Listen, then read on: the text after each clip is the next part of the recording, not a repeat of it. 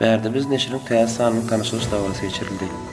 Aşgabat şäherinde Gülzemin Sewda diýinç aç merkezinde ýerleşýän Altyn restoranyna Bärde biz biznes katalanyň ikinji sanynyň tanyşylyş dagary seçirildi. Çäre, işgörler, jurnalistler, medeniýet we sunudy işgärleri çağryldy. Bärde biz biznes katalogy Türkmenistanyň ilkinji PR kompaniýasy bolan Akelmar tarapyndan taýýarlanýar. Katalogda restoranlar, hyzmat budagy, dokuma önümleri, sağlyk goruş, logistika, önümçülük, IT önümleri, hocalyk haritleri, dukanlar we beýleki urlady biznes eden karhanalar barada maglumatlar ýerleşdirilen.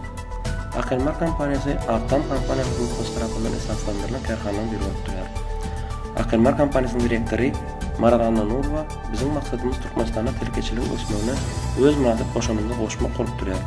Esasan da B2B biznesini rowajlandyrmak üçin Bärde biz neşri täsiri guraryp hizmet edýär diýip bellädi.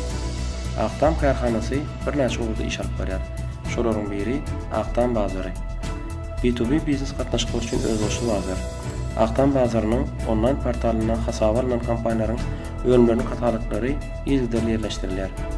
Soňky ýyllarda Türkmenistanda hususy terkeçilik çat etkinler bilen ösýär. Häzirki wagtda ýurdun umum ykdysadyýatyna suwsy ýetirçiligi değişli biznesleriň goşandy 60 götürümden geçdi.